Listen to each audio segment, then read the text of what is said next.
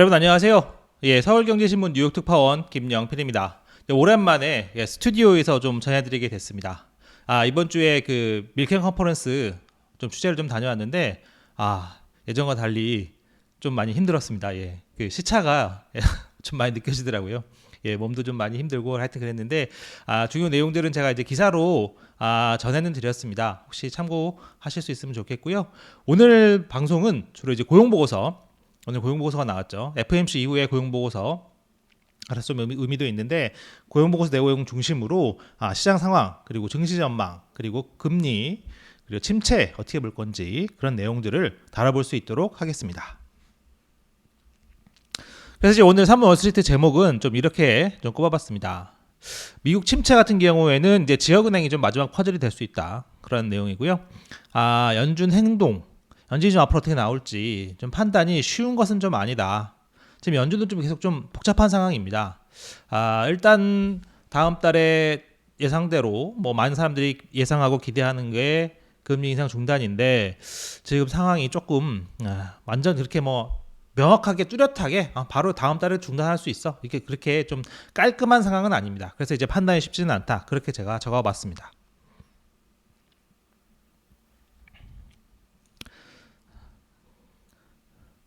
이제 오늘 고용보고서가 나왔죠. 그 내용들이 오늘 조금 중요하고요.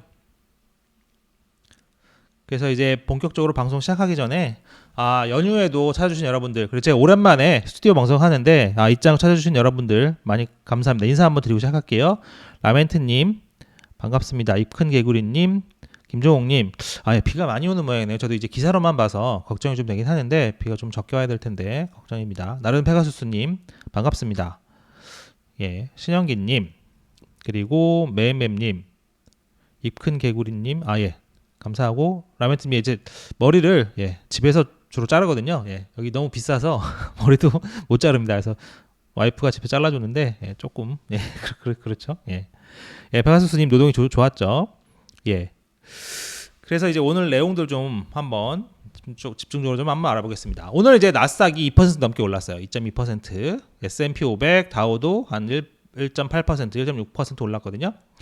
크게 본 세 가지 정도 이유가 좀 있는 것 같습니다. 고용이 오늘 좀 생각보다 좋았죠. 그리고 이제 지역은행 전날 이제 완전 폭락했던 지역은행들 오늘 좀 엄청나게 많이 또 올랐습니다. 지역은행 주식이 좀 오늘 좋았고요. 세 번째로는 이제 애플의 후광 효과. 애플 후광 효과가 좀 오늘 있었습니다. 이 세 가지 덕분에 오늘 주가들이 좀 많이 올랐어요. 국채 금리는 이제 고용이 좋다 보니까 금리가 좀 올랐었습니다. 나스닥을 한번 보시면요. 오늘 뭐 계속 좋았습니다. 뭐 계속 그냥 우상향. S&P 500 웹을 보시면 거의 다 초록색이죠. 가끔씩 사이사이에 뭐 빨간색 보이긴 하는데 잘 보이지도 않습니다. 오늘은 거의 다 초록색이라는 거. 애플 같은 무기가 큰 것도 4.6% 올랐죠. 마이크로소프트, 테슬라 5.5%, 아마존 1.5%, 구글도 한 0.8% 올랐고 엔비디아도 많이 올랐네요. 오늘은 전반적으로 좋았다. 이게 팩웨스트 뱅크 코퍼레이션인데 오늘 81% 올랐습니다.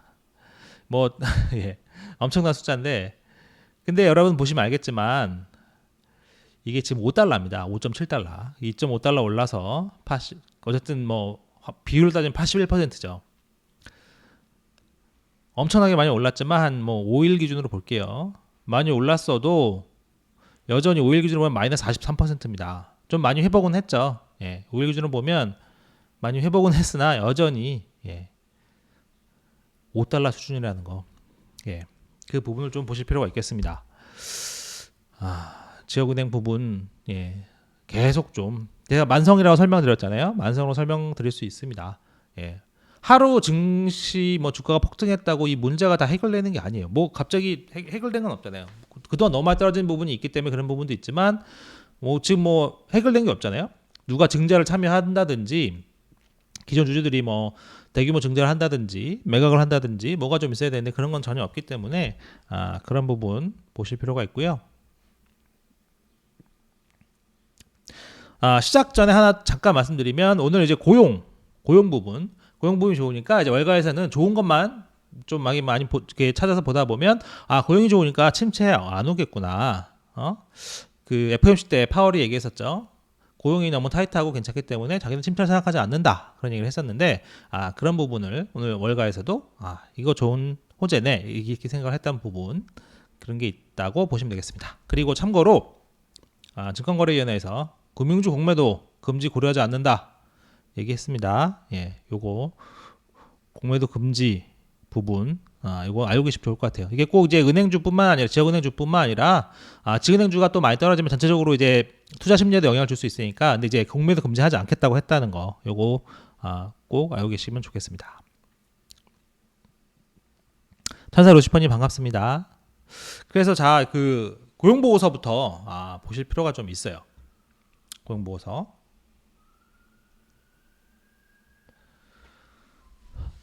25만 3천 개가 나왔습니다. 25만 3천 개. 그래서 이제 블룸버그 집계치가 18만 5천 개, 다우존스가 18만 개였거든요. 근데 엄청 많이 나온 거죠. 25만 3천 개. 실업률도 3.4%가 나왔습니다. 원래 3.6% 정도 전망을 했는데 그러니까 고용이 만만치 않구나, 강하구나 생각이 들죠. 건설 같은 경우에 3월에 마이너스였는데 이번에 플러스로 돌아섰어요. 이것도 이제 건설 같은 경우도 약간 경기를 많이 타기 때문에 좀 볼 필요가 있거든요. 조금 더 보실게요. 서비스 부분이 거의 대부분입니다. 거의 77%, 78% 정도 증가분의 78% 정도 차지한다. 서비스가 강하다는 거는 결국 서비스 인플레 계속 좀 영향이 있겠다 이렇게 판단할 수 있는 부분이죠. 근데 이제 이 부분은 좀 같이 보실 필요는 있어요. 그 임시 서비스직 같은 경우에 마이너스 폭이 확대됐다. 임시직 같은 경우에 사실 경기를 좀 많이 타는 것들이잖아요. 그래서 이제 그런 부분은 좀 영향이 있었구나 판단이 가능하죠.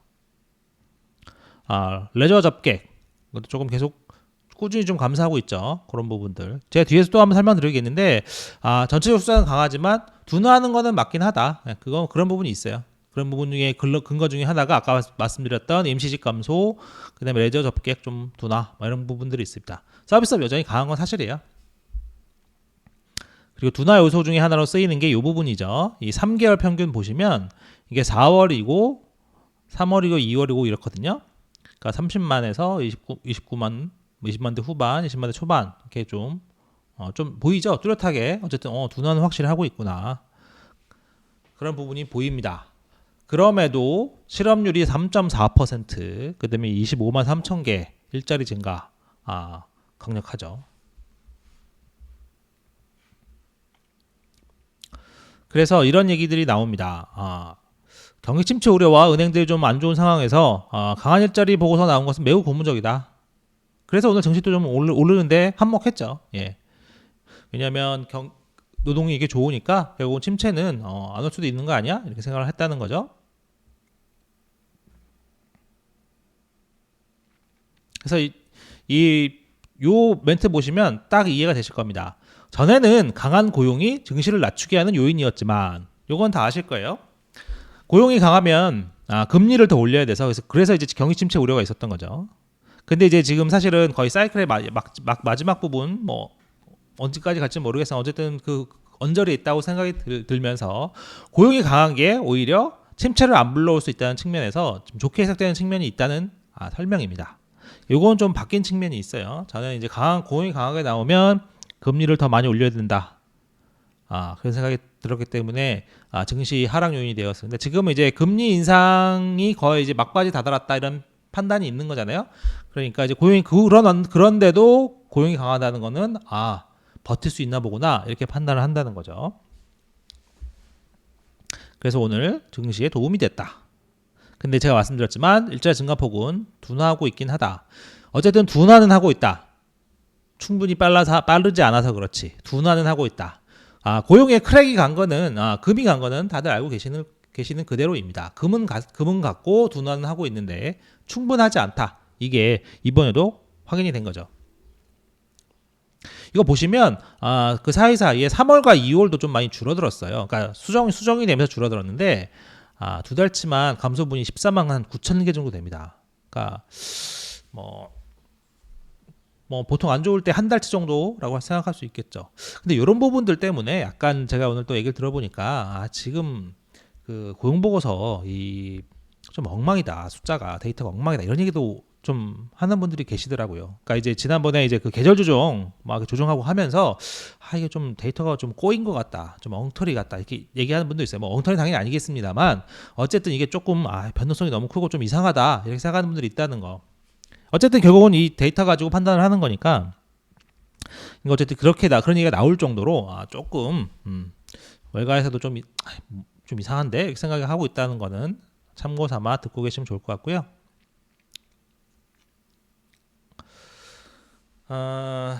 그런데 이 부분이 또 껄쩍지간 부분은 바로 이런 부분입니다. 사실 여러분은 잘 아시겠지만 고용이 강하다는 거는 생각보다 일자리가 유지된다는 것이고, 그 얘기는 인플레이션도 유지가 되는 것이고, 그러면 임금도 결과적으로 올려줘야 되겠죠.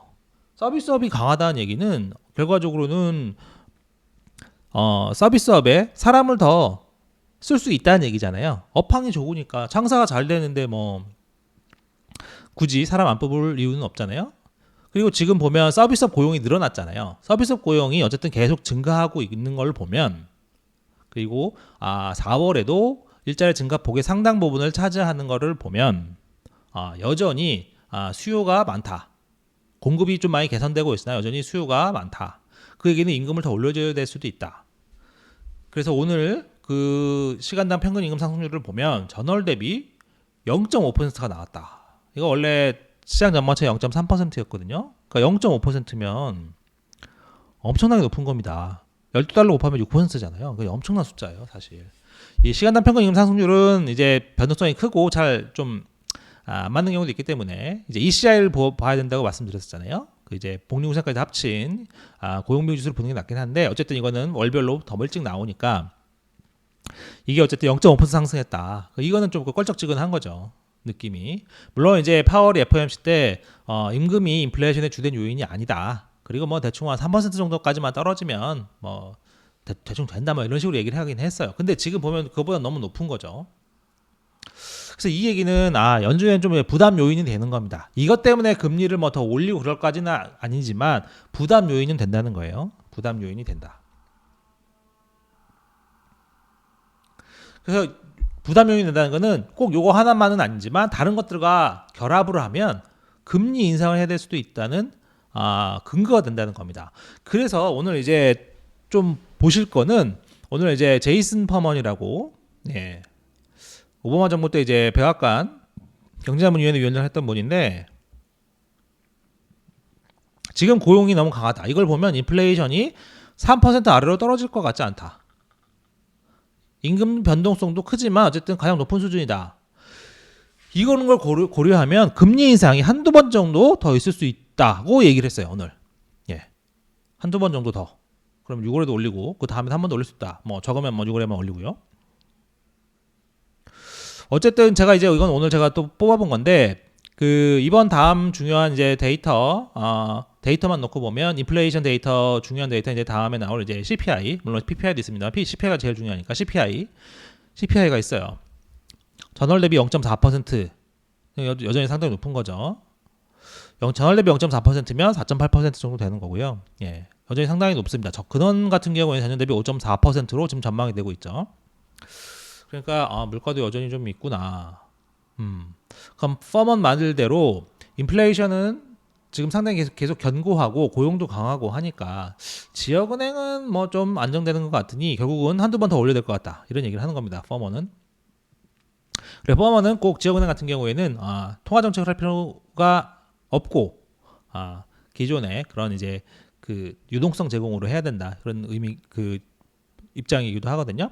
그래서 오늘 보면 랜디 크로치너라고 전 연준 이사, 이 사람도 연준은 노동시장이 깨지기 전까지는 긴축을 그만두지 않을 것이다, 이렇게 얘기하기도 했어요. 근데 지금 노동시장이 깨진 상황은 아니다. 왜냐면 굉장히 잘 나왔잖아요. 25만 개 넘게 나오고 실업률도 3.4% 나왔으니까. 그러니까 긴축을 더 할 거다. 그리고 사실 오늘 뭐 시장이 생각했던 것처럼 노동시장이 좋아서 집시 하락이 나왔다, 이렇게 판단을 한다면 그 얘기는 뒤집어서 얘기하면 집중 가능성이 낮으니까 경제가 강하니까 금리는 더 올릴 수도 있다는 논점이 되기도 합니다. 그래서 시장에서 이런 얘기를 한다는 거, 일각에서 이렇게 얘기가 나온다는 거, 이 부분은 좀 같이 보실 필요가 있어요. 그래서 이제 다이앤스 헝크도 이렇게 얘기를 했습니다. 연준이 추가 금리 인상의 문을 열어둔 데는 이유가 있다. 아무래도 뭐 데이터 같은 걸 보고 하려고 하게 했기 때문에 문을 아예 닫은 건 아니다. 문을 조금 열어뒀다. 그렇게 얘기를 한 거죠. 요거 하나 요거는 이제 블러드가 오늘 뭐 얘기 또 한마디 했어요. 제목은 좀 바뀌었는데 블러드가 이렇게 얘기를 했습니다. 연준이 소프트 랜딩을 할 수 있다. 침체는 오지 않을 수 있다. 왜냐? 블러드가 볼 때는 일단 여러 가지 전제 조건이 필요한데 은행 위기는 그렇게 심각하지 않다고 판단을 하는 거예요. 블러드는 은행 위기 심각하지 않다 생각하지 않고 지금 보니까 고용이 강해. 그리고 인플레이션은 아직 확실히 잘 모르겠어. 하지만 그렇기 때문에 금리는 더 올릴 수 있다. 이런 얘기도 했어요. 오늘 금리는 더 올릴 수 있지만 침체는 오지 않을 수 있을 것 같다. 왜냐하면 그 노동시장이 강하니까. 그래서 이제 블러드 얘기를 조금 더 보면요. 우리는 2%로 가는 길에 있는지 명확하지 않다. 추가로 들어오는 데이터를 봐야 하지만 더 높은 금리가 필요하지 않다는 점을 확신하기 위해서는 의미 있는 인플레이션 감소가 필요하다. 그러니까 이 얘기는 가급적 안 올리고 싶지만 인플레이션이 확 떨어지지 않으면 추가로 올려야 된다. 이런 얘기를 하는 겁니다. 그렇죠? 죄송합니다. 그러니까 이제 블러드는 고용시장이 강한 거 좋다 이거야. 그러니까 인플레이션이 안 떨어지고 있는 상황이니까. 그러니까 전제는 이런 겁니다. 인플레이션은 지금 높아요. 그거는 여러분도 다 인정하는 부분이고 다 아는 부분이죠. 인플레이션이 높은 상황에서 고용이 강하기 때문에 고용이 강하고 지역은행은 조금 덜 문제가 될 거라고 생각하기 때문에 그러면 금리를 더 올릴 수도 있지 이렇게 판단을 하는 겁니다. 그래서 아까 제이슨 파머 같은 경우에는 한두 번 정도 더 올릴 수 있다. 전 연준 이사는 노동이 부서지지 않는 한 연준은 기축 계속 할 것이다 이렇게 얘기하는 부분도 있고 오늘 블러드는 데이터가 괜찮으면 데이터가 그러니까 인플레이션이 확 떨어진다면 금리 그냥 놔도 되겠지만 아니라면 올릴 필요도 있을 것 같다 이렇게 얘기를 한 거죠. 그래서 이렇게 오늘 고용보고서를 보고 이렇게 생각하는 사람들이 있었다는 점 그거 봐두실 필요가 있고요. 근데 이제 FOMC 이후에도 그렇지만 동결론자들이 상대적으로 더 많은 건 사실입니다. 골드만삭스가 동결의 이유 3가지를 정도 들었죠. 은행의 신용긴축 뭐 두고두고 일어날 일이고 그 다음에 충분히 지금 제한적이다 금리가 그 다음에 FOMC 성명이 변화됐다. 그렇기 때문에 동결할 거다 이렇게 얘기를 했어요. 그래서 제가 오늘 이제 또 그 월가분한테 전화 한번 해봤는데 이런 얘기를 했습니다. 역시 비슷합니다. 성명이 좀 바뀌었다. 인구 상승세를 좀 심하게 생각하지 않는다. 그래서 시장에서는 지금 거의 6월 인상 중단으로 의견이 모이는 것 같다. 그렇게 설명을 했어요. 그래서 CME 페드워치를 보시면 이거는 계속 시시각각 바뀌긴 하는데 6월에 동결이죠. 동결이 한 93% 됩니다. 추가 인상은 6.7% 정도 이렇게 지금 되고 있어요.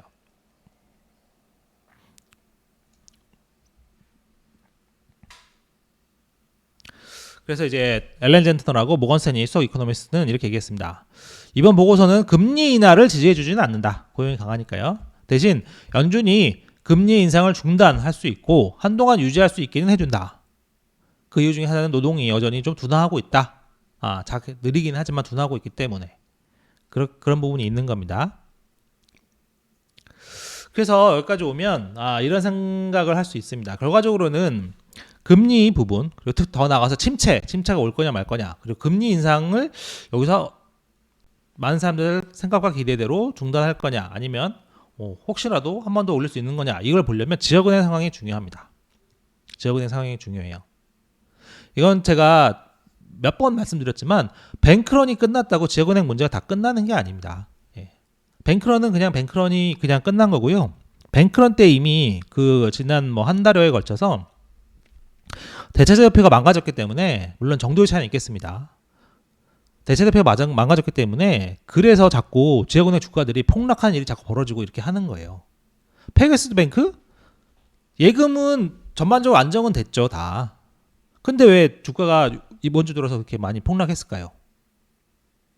뭔가 문제가 있다고 생각하는 겁니다, 사람들이. 그리고 그 문제라는 것은 결국 대차대조표 문제, 자본 문제 이런 겁니다. 그러니까 뱅크런이 끝났다고 정리됐구나 이렇게 생각하시면 안 된다는 거, 그거는 꼭 알고 계시면 좋을 것 같고요. 그래서 어쨌든 앞으로 상황을 정확히 판단하려면 지역은행이 중요합니다. 지역은행의 요건들이 어떻게 될 건지. 일단은 그전에 침체를 판단하는 데는 고용이 제일 중요했었어요. 그전에는 고용이 제일 중요했었죠. 그래서 고용이 너무, 그때는 그랬던 거죠. 고용이 너무 좋으면 금리를 또 너무 많이 올릴 수 있으니까 걱정이었고, 고용이 너무 급격하게 감소하면 침체가 바로 올 수 있을 것 같아서 걱정이었습니다. 좀 다시 설명드리면, 고용이 너무 좋으면 금리를 더 많이 올려야 돼서 그것 때문에 누적 긴축에 따른 침체가 올 수 있다고 걱정했었고, 고용이 너무 갑자기 무너지면 바로 그냥 침체로 들어가는구나 이렇게 생각했기 때문에 그런 중간에 가장 좋은 환급률을 찾아야 된다 그런 얘기를 많이 했었죠. 근데 지금은 고용은 계속 어느 정도 꾸준히 나오고 있죠. 꾸준히 나오고 있고 생각보다 조금 어느 정도 꾸준히 잘 나오니까 두산합니다만, 그러니까 그러면 앞으로는 지역은행이 중요하겠구나. 그래서 지역은행 얘기를 하는 겁니다. 지역은행의 대출 축소가 어느 정도 되느냐에 따라서, 이게 어느 정도 될지 지금 파월도 모르고 아무도 몰라요. 효과가 얼마나 될지. 긴축 효과가 있을 거라고는 생각은 하고 있습니다만 얼마나 될지는 모르는 거죠. 그래서 이제 이 지역은행이 얼마나 대출을 줄이는 건지 이런 게 중요합니다. 그래서 그거를 볼 때 중요한 게 바로 시니어 론 서베이다. 제가 한번 설명드린 적 있죠. 시니어 론 서베이. 이걸 봐야 된다. 그래서 어떤 분은 이런 얘기까지 합니다. 이게 월요일날 나오거든요. 시니어 론 서베이 결과에 따라서는 기준금리 정할 수 있고, 그 다음에 침체 여부도 어느 정도 알아볼 수 있다. 그렇게 얘기를 해요. 그러니까 결국 시니어 론 서베이를 봤을 때, 금융사들의 대출, 경향성이라고 해야 되나요? 설문조사니까. 앞으로 대출을 얼마 많이 줄일 거냐, 뭐 그런 부분을 볼 수 있는데, 생각보다 많이 줄인다고 생각을 하면, 침체도 가능할 수도 있고, 기준금리도 더 많이 안 올려도 되겠구나. 그렇게 판단할 수 있는 거죠.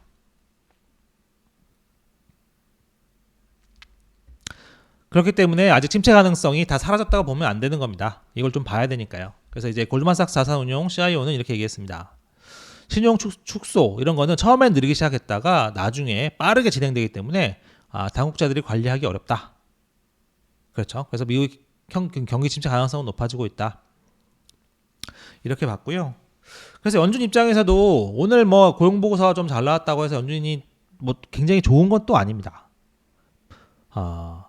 상당히 복잡해요. 일단 서비스업이 계속 강하다는 점, 그리고 고용이 좀 어느 정도 강하다는 건 계속 입증이 되고 있는 거잖아요. 인플레는 더 늦게 떨어질 거고요. 고용이 강하다는 건 결국 서비스업 인플레가 좀 더 늦게 떨어진다는 거 아니겠습니까? 그러면 앞으로 할 일은 결국 금리를 더 올리거나 아니면 그냥 두는 거죠. 근데 그냥 두면 인플레가 너무 늦게 떨어질 수 있어요. 지금 더 금리를 더 올린다는 거는 인플레 타겟인 2%까지 빨리 가겠다는 거거든요. 근데 지금 금리 더 올리면 은행 거의 망가진다는 거는 거의 확실하잖아요. 더 망가진다는 건 확실하니까 그냥 둘 수도 있는 거죠. 근데 그냥 두면 인플레 타겟까지 가는 길은 상당히 멀 수 있다. 그래서 그냥 모하메드 엘 예리언은 두 번째 카드는 그냥 더 높은 인플레를 받아들이는 거다. 이렇게 평가했어요. 그래서 두 가지 중에 어떤 걸 선택할지는 아직 잘 모르겠다. 앞으로 좀 연준이 힘들 것 같다. 이런 얘기를 했습니다. 인플레 그냥 놔둬도 뭐 되긴 하죠. 뭐 장기간 거쳐서 인플레 타겟에 도달하면 되긴 하는데 계속 불안하지 않겠습니까? 예. 얼마나 불안하겠어요. 다시 인플레가 튈 수도 있는 부분이, 물론 그게 쉬운 일은 아닙니다만, 그리고 장기간에 걸쳐서 이렇게 높은 인플레를 유지하는 것 자체도 좀 부담스러운 부분이고요. 그래서 제가 좀 정리를 해봤습니다. 경기 침체 가능성을 놓고 보면, 이제 4월 고용보고서의 경기 침체 가능성을 놓고 보면 노동의 경고에서 침체 확률이 크게 줄어든 측면이 있으나 지역은행 대출 감소 변수가 있다. 그리고 하반기에 고용 급감, 누적 긴축 효과 그런 우려가 있어서 침체 가능성을 지금도 배제하지 못한다. 4월 고용이 좋았더라도요. 그래서 지역은행이 중요하고 8일 론 서베이가 의미가 있을 것이다. 기준금리도 마찬가지인데 5월 FOMC 이후에 고용보고서를 보고 나니까 전반적으로 6월 금리 인상 동기화 분석이 많다. 하지만 일부는 추가 금리 인상 가능성을 제기하고 있고 그렇기 때문에 당분간 좀 열어놓고 볼 필요는 있다. 연준도 좁긴 하지만 문을 지난번 열어놨잖아요.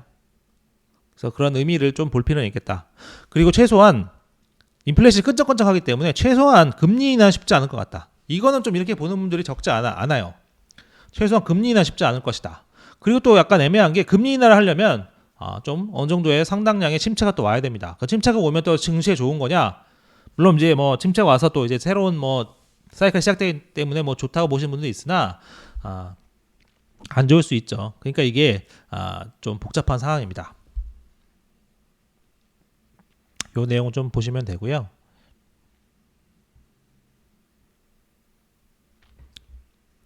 그럼에도 여전히 시장은 연말까지 0.75%포인트 금리 인하입니다. 인하 생각하고 있습니다. 왜냐하면 연말에 지금 12월에 예상금리가 4.25에서 4.50 정도 되거든요. 그러니까 연말에는 어쨌든 또 금리 인하할 것이다. 이 얘기는 어느 정도 침체가 또 온다고 생각하는 거죠. 근데 좀 되게 뒤섞여 있어요. 오늘은 그렇잖아요. 오늘은 고용보고서 좋으니까 침체가 안 올 수 있다고 생각해서 올랐다고 하면서 이 금리 선물 시장을 보면 연말까지 한 0.75 금리 인하가 예상되고 있잖아요. 그 얘기는 침체가 올 수 있다는 얘기인데 이게 막 뒤섞여 있는 거예요. 그래서 그 와중에 좋은 것만 촉촉촉 빼가서 이래서 증시는 좋을 수 있다 이렇게 또 판단하는 사람들도 있는 거죠. 근데 그런 부분은 잘 보실 필요가 있겠습니다. 어쨌든 뭐 생각은 좀 갈립니다. 뭐 짧은 안도랠리다 이렇게 보는 사람도 있고, 근데 재밌는 건 오늘 월세전을 이렇게 좀 지적하는 글을 썼어요. 올 들어서 좀 베어리시들이 좀 베어론자들이 얘기를 많이 했는데 1분기 어닝 생각보다 나쁘지 않았다. 이게 주식시장에 도움이 되고 있다. 나스닥 뭐 연초로 보실까요? 연초보다 꽤 올랐잖아요. 예. 연초로 보면 연초보다 상당히 올랐습니다. 아마 15% 정도 될까요? 뭐 하여튼 뭐 연초보다 상당히 올랐는데 연초보다 상당히 올랐죠. 그러니까 니네 베어마켓 론자들 니네 틀린 거야. 니네 많이 틀렸어. 그렇게 오늘 월스트리트저널이 지적하는 기사를 하나 쓰기도 했습니다. 그래서 이제 베어마켓 이 베어들이 자신들의 입장을 고수할지는 몇 주 한 뭐 몇 달에 좀 달려 있다. 뭐 이렇게 얘기하기도 했어요. 근데 이제 어쨌든 그런 하반기 부분 이런 부분이 좀 의미 있는 부분이기도 하고, 물론 이제 침체 전망이 계속 좀 뒤로 미뤄지는 건 사실이기도 합니다. 예, 계속 더 빠름이 2분기라고 얘기했는데 그게 계속 좀 뒤로 미뤄지기도 하고, 그러니까 이제 그 사이 기간 동안에 좀 공격적으로 투자하시는 분들은 좀 재미를 보기도 했다, 그런 내용이겠죠. 그래서 이제 월스트리트저널 기사도 좀 곱씹어 볼 필요는 있겠습니다. 저도 이제 그걸 보고 좀 이게 어쨌든 투자 같은 경우에는 길게 보시는 분도 있고 짧게 보시는 분도 있고 좀 중기로 보시는 분도 있고 여러 분들이 있으니까 그런 부분을 좀 조금 더 세밀하게 볼 필요는 있겠다, 그런 생각을 좀 저도 들었습니다. 관련해서 지역은행은 좀 피해야 된다. 이거는 제가 저도 약간 그렇게 생각하는 편인데, 물론 이제 사이사이에 크게 이제 오를 수도 있긴 한데 좀 이렇게 리스크가 너무 크다. 그래서 월가에서는 좀 이게 거를 좀 이렇게 급락한 거를 사는 거를 이제 떨어지는 칼을 잡는다 이런 얘기도 해요. 그러니까 칼이 막 떨어지는데 그걸 잡으려고 하면 손에 막 다치고 있고 그렇잖아요. 근데 이제 지역은행 같은 경우에 날이 좀 둔할 수 있다. 둔하기 때문에 잡아도 된다, 약간 이런 그런 얘기도 있긴 합니다. 그러니까 좀 과도하게 떨어졌다. 그리고 예금 부분은 어느 정도 정리가 됐기 때문에 괜찮을 수 있다고 얘기를 한 건데, 그리고 오늘 뭐 그래서 이제 뭐 월가 IB에서도 지역은행 뭐 이렇게 전망치 좀 올리는 것도 있긴 한데, 어쨌든 당분간은 리스크가 좀 크다고 보는 게 맞습니다. 이런 얘기가 전제가 다 깔려 있잖아요. 새로운 일이 없다고 가정한다면, 그렇죠. 새로운 일이 없다고 가정을 해야 되는 겁니다. 새로운 일이 생기면 엄청난 손해를 볼 수 있기 때문에 이건 조금 조심스럽게, 지역은행 오늘 뭐 최근에 오늘도 많이 올랐다고 하더라도 좀 조심스럽게 접근할 필요가 있겠습니다. 그리고 이제 하나 말씀드릴 거는, 바이든이 또 오늘 뭐 얘기했어요. 뭐 공화당한테 엄청 뭐라고 하면서 뭐 부채한도 안 올리면 뭐 성장이고 뭐 일자리고 다 날아가는 거다, 뭐 이런 식으로 지적하기도 했고, 어쨌든 9일부터 협상을 하긴 한다니까요. 그걸 좀 보길 필요는 있겠습니다. 제가 이제 그 밀켄 컨퍼런스에서 느낀 것 중에 하나는 이제 스티븐 무누신 전 재무장관이었으니까 무누신 얘기가 전 그래도 가장 좀 신뢰가 갔었거든요. 왜냐하면 무누신은 부채 한도 협상도 자기가 직접 해봤었고 그리고 전직 재무장관이기 때문에 그 뒷 배경과 흐름을 가장 잘 알 겁니다. 정치적인 요인까지 가장 잘 안다고 봐야 되죠. 아무래도 IB 인사들은 정치적인 요인, 그 내막까지는 그리고 그 마쿠 협상 같은 것까지는 잘 모른다고 보는 게 맞죠. 그러니까 이제 저는 이제 문호신 얘기가 조금 더 수긍이 가긴 하는데 문호신이 그렇게 얘기했어요. 결과적으로는 보통 뭐 이렇게 예를 들면 한도가 9월이라면 8월 들어야 그때부터 협상을 한다. 이거 불발 날 일이 없다. 이런 식으로 얘기를 했어요. 근데 그거에 대해서 이제 이게 너무 낙관적이라고 이제 지적하는 사람도 많이 있긴 했었는데 제가 볼 때도 약간 그런 측면이 있습니다. 어쨌든 이게 옐런이 6월 1일 정도라고 얘기를 했으니까 이제 9일부터 엄청나게 협상을 하겠죠. 그 와중에 또 계속 뭐 서로 이제 주고받고니 얘기도 많이 할 테고 뭐 업다운 업앤다운이 좀 있긴 할 텐데 그 큰 틀에서는 일단은 스티븐 문신의 말처럼 불발될 가능성, 디폴트 날 가능성 좀 낮다고 보는 게 조금 맞긴 하겠습니다. 뭐 이거는 이 문제가 터지면 어쨌든 뭐 엄청난 뭐 사건이긴 합니다만 그래서 테일 리스크 꼬리 위험이라고 볼 수는 있긴 하지만 어쨌든 그런 측면에서 큰 틀에서는 그런 관점에서 문우신이 얘기하는 관점 이제부터가 이제 겨우 이제 협상 시작하는 거다 그런 관점에서 보시면 어떨까 생각을 좀 해봅니다. 그래서 이제 오늘 준비한 내용 여기까지고요. 궁금하신 점 있으시면 답변 드릴 수 있도록 하겠습니다.